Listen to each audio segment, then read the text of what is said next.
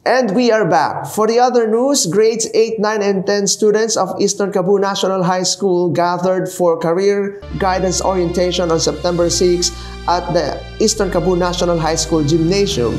School guidance advocate Raquel Alfonso said that the purpose of the program was to guide the students in choosing their career tracks and to help them to have the ability for career readiness by making their career plans.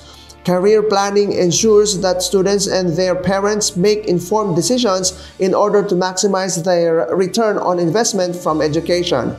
In an interview of Eastern Cebu National High School Media Bureau with Angel Dinemar Ramos of 10 Almain, she said she learned how to choose a senior high school strand according to her talent and skills. She also said it was good that she was able to attend guidance and career orientation at school, as she would have a long time to study carefully about the career she would pursue. Romel Hortaleza of Eastern Cebu National High School posted this report. Nakiisa ang Cabanatuan North sa pag-alala ng kaarawan ng founder ng Girl Scout of the Philippines, Jose Fallanes Escoda. Kung papaano nila ito isinagawa, alamin natin sa ulat ng ating learner reporter na si Rizen Trinidad. Paisa ang Cabanatuan North Elementary School sa pagdiriwang ng 125 taong anibersaryo ng kaarawan ng nagtatag ng Girl Scout of the Philippines na si Jose Fallanes Escoda. Bilang pagtugon sa mga aktibidad na inihain ng Girl Scout of the Philippines, nagsagawa ng maikling oryentasyon ang GSP Coordinator ng paaralan, Ginang Evangeline Serrera. Isa ang poster-making contest sa mga aktibidad na binigyang pansin ng paaralan upang maipakita ang talento ng mga kababaihang mag-aaral na tumutugon sa adhikain ni Escoda, ang maipakita ang kakayahan ng mga kababaihan sa lipunan. Inalala rin ng paaralan ang mga natatanging kontribusyon ni Lola Pepa sa pamamagitan ng seremonyang idinaos na may hangaring mas makilala pa ng mga mag-aaral ang nagtatag ng Girl Scout. Kasama sa seremonya ang pag-awit ng Escoda Hymn, Girl Scout Hymn at pag-aalay ng mga donasyon at bulaklak. Kasama po natin ang GSP Coordinator, Ginang Evangeline Serrera. Hello, Ma'am G! Bakit mahalagang alalanin ang buhay ni Jose Fallanes Escoda at anong epekto ng mga kontribusyon nito sa aming mga Girl Scouts? Napakahalaga na alalahanin natin ngayon ang ating founder ng Girl Scout na si Jose Fallanes Escoda sapagkat malaki ang kanyang naitulong sa ating bayan. At siya ang nagbigay o nagpaglaban para magkaroon ng boses ang mga kababaihan sa lipunan. Binigyan niya tayo ng kalayaan para magkaroon ng karapatan. At ito ay ang karapatan na bumoto. Siya ang nakipaglaban para makamit natin kung ano man yung mga gawain na ating ginagawa sa ngayon. Maraming salamat po, Ma'am G. Ako si Raisa Trinidad, learner reporter ng Cabanatuan North Elementary School. Sa pamatnubay ni Ginang Katrina po, nag-uulat para sa DepEd Hour. Sumentro sa usaping instructional supervision at adoption ng proyektong We Advocate Time Consciousness and Honesty o Project Watch, ang kauna-unahang District In-Service Training ngayong taon ng Distrito 2 na idinaos sa Imelda Integrated School noong Biyernes. Pinangunahan ng guro mula Calibangbangan Integrated School at watch focal person nito na si Sandrix Ray Fabros ang nasabing inset kung saan ipinaliwanag niya sa mga guro ang nilalaman ng nasabing proyekto.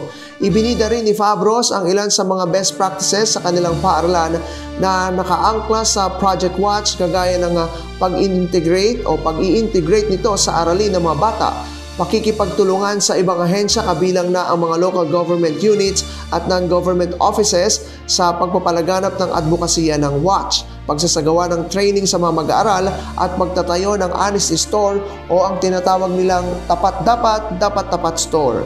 Ayon kay Fabros, ang pagkakaroon at pagpapatupad ng Project Watch sa mga paaralan ay isang malaking tulong sa pagpapalaganap ng time consciousness at honesty ng mga mag-aaral, gayon din ng mga empleyado sa kanilang ginagawa. Samantala, nilagdaan naman ng punong guro ng Calibangbangan Integrated School na si Victoria Arahan ang Memorandum of Agreement o MOA kasama ang 7 punong guro mula Distrito 2 bilang patunay at pasimula ng pag-adapt ng mga paaralan mula sa nasabing distrito sa Project Watch bilang bahagi pa rin ng nasabing gawain. Kabilang din sa isinagawang inset ang pagbibigay ng instructional supervision sa mga guro na pinangunahan mismo ng Public Schools District Supervisor Jessica Saison. Binigyan din ni Saison sa kanyang pagtuturo ang 4 na klase ng guro batay sa level ng commitment at abstraction ng mga ito.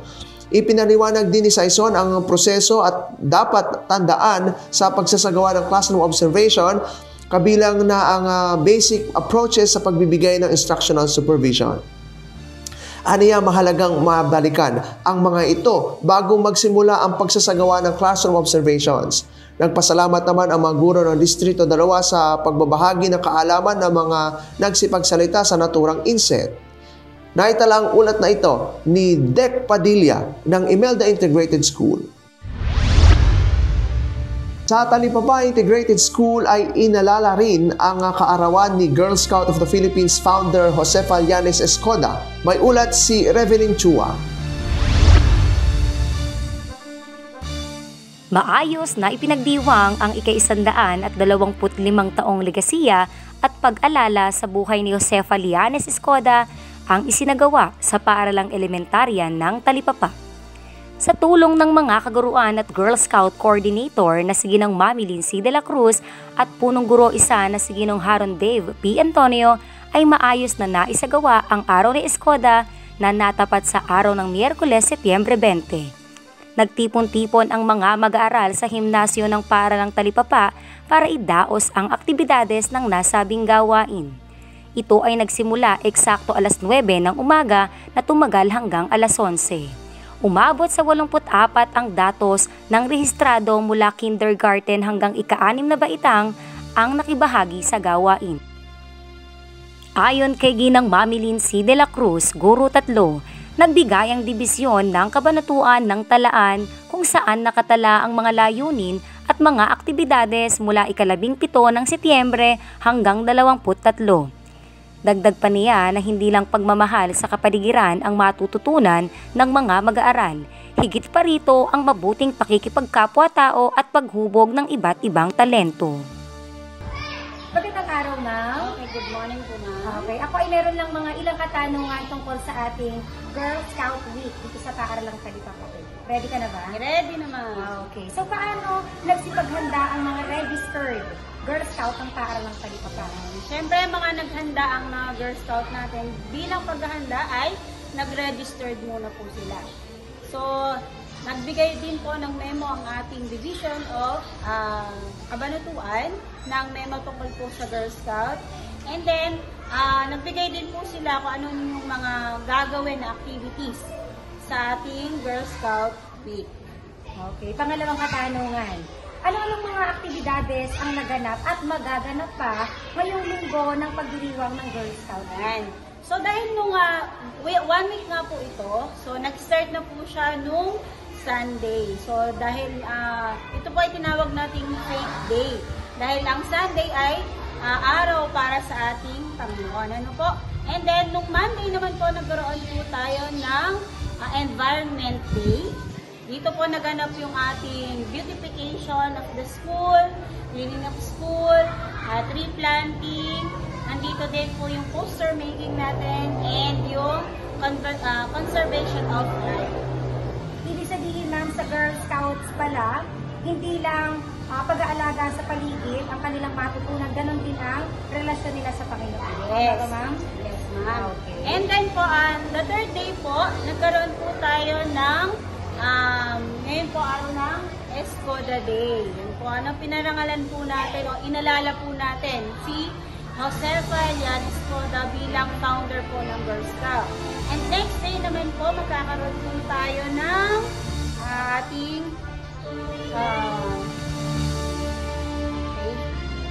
Girl Scout Day. So, magkakaroon po tayo ng Girl Scout Day. So, magtitake po sila o maghahanap po sila ng pictures ng old photos nila na nagpapakita po doon ng pagiging palakaibigan ng mga Girl Scout o bilang sister Girl Scout. Meron din po tayo community day na magkakaroon po tayo ng simple feeding po sa ating mga primary level. And then the last day po yung family day. Saan po maipapakita po natin yung ating buong pamilya. So kung sabay-sabay po silang kumakain bilang isang pamilya. Okay. So sa kabuuan mga ilang batang babae ang nagparehistro sa Girl Scout. Yan.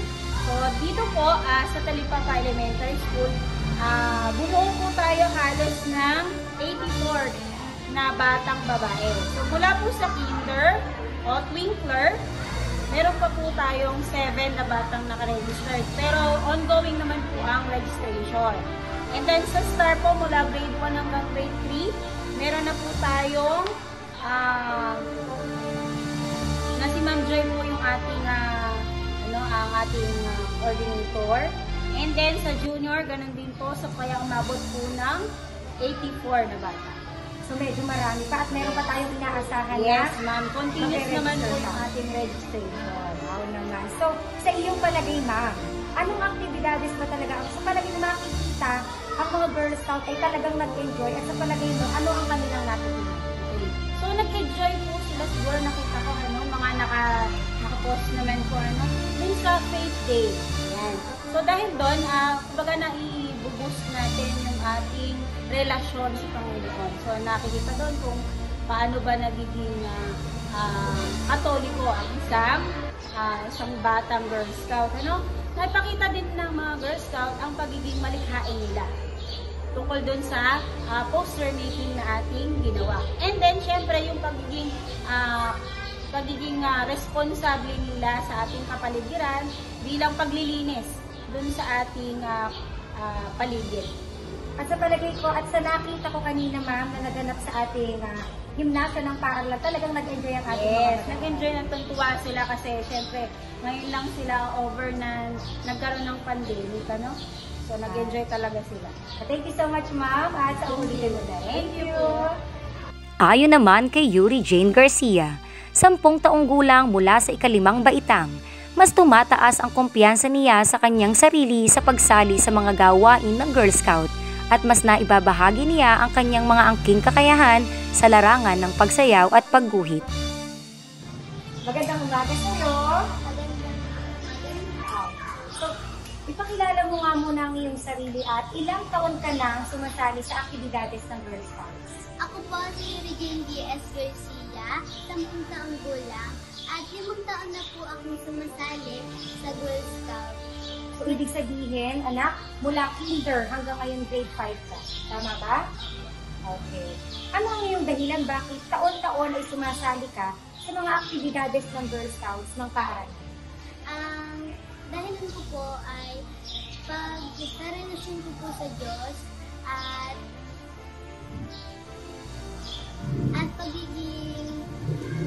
paglilinis po sa may kapaligiran at nalo-develop ko rin po ang self-confidence. Wow naman! Ano ang natutunan mo sa mga nagdaang gawain ng Girl Scouts ng paaralang Talipapa? Ang pinakauna po sa lahat, ang relasyon ko po sa Diyos at yung self-confidence ko po at paglilinis po ng kapaligiran. So, ibig sabihin, meron kang 3 natutunan sa pagsali mo sa Girl Scouts. Okay. So, huling katanungan sa iyo ni Ma'am Redeline, may mga maipapayo ka ba sa kapwa mo mag-aaral na nais pang magparehistro sa Girl Scouts? Meron po. Sa mga kamag-aral po na hindi pa po nagpaparehistro, hinihikayat po kayong magparehistro. Kasi po, hindi lang po ito sa matututunan nyo, kundi po yung pagde-develop nyo rin po sa Pangunahing layunin ng gawain ay alalahanin ang buhay at naiambag ni Josefa Lianes Escoda sa ating bansa. Maikling programa katulad ng pag-alay ng bulaklak, pagsindi ng mga kandila, pag-awit at panonood ng naging buhay ni Josefa Lianes Escoda ang naging sentro ng gawain. Ang mga mag-aaral na naging katuwang ni Ginang Mami Lindsay de la Cruz ay sina Margaret G. Pascual, Precious Love R. Salvador, Gian A. Carpio na nagmula sa ika-5 baitang. Si sina Mary Luna de Guzman, Janessa Nicole D.C. Alvarez, Janelle G. Pangan, Maria Francesca Fiona Atienza at Bella Wyla Dignon ay nagmula naman sa ika-6 na baitang. Ako si Rebinin Pichua, teacher reporter ng Talipapa Elementary School, nag-uulat para sa DepEd Hour. Samantala, upang maengganyo ang mga mag-aaral sa pakikiisa sa Science Month, nagsagawa ang Samon Elementary School ng paggawa ng mga parol mula sa mga plastic bottles. Inorganisa ng Youth for Environment in Schools Organization o YESO Club ang paggawa ng mga parol na isa sa mga aktibidad ng Science Month sa ilalim ng gabay ni Master Teacher Myra Francisco. Kalahok ang mga mag-aaral mula grade 3 hanggang grade 6 sa nasabing gawain.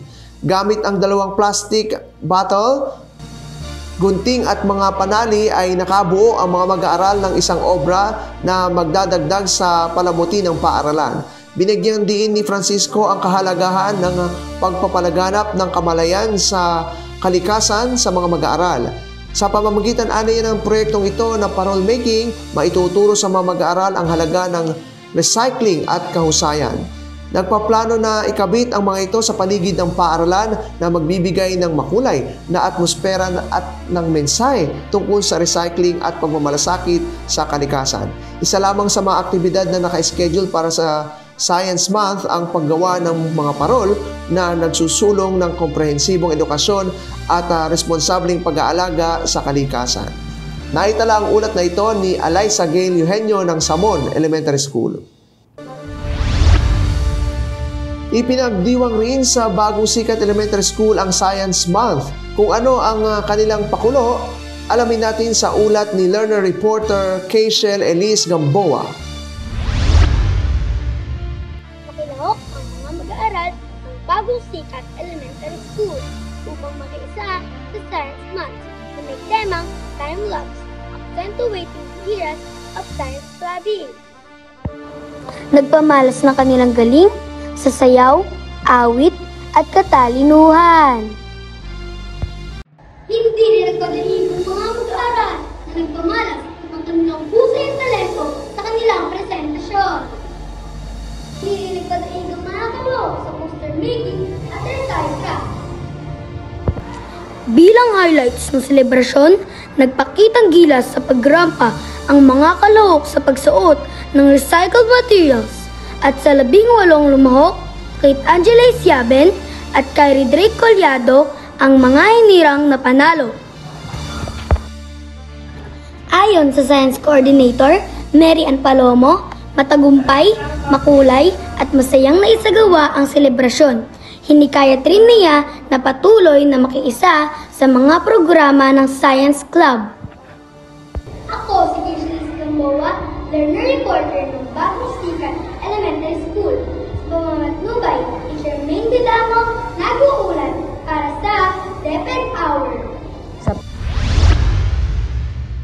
Nagsagawa ng 10-minute cleanup drive ang mga chikiting patrol ng Kalawagan Elementary School bilang pakikiisa sa Girl Scout Week noong ika-18 ng Setyembre. Pinulot ng mga batang scouts ang mga kalat na nakikita sa kalsada paikot ng paaralan. Sinamahan sila ni Camila Ana Carriazo, Julieta Fernando at Ursula Jose upang masiguro ang kaligtasan ng mga bata.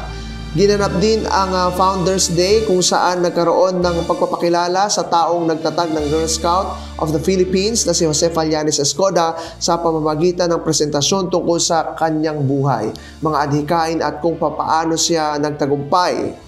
Ito ay isinagawa upang parangalan ang nakaraan, upang ipagdiwang ang kasalukuyan at upang umasa sa hinaharap ng may pag-asa. Itinala ang ulat na ito ni Johnny Abarabar ng Kalawagan Elementary School. Isa na namang edisyon ng balitaan ang inyong natunghayan ngayong gabi sa ngalan ng tagapamanihala ng mga paaralang lungsod Catalina Paez. Ako po ang inyong nakasama, Alan David Valdez. Magandang gabi po.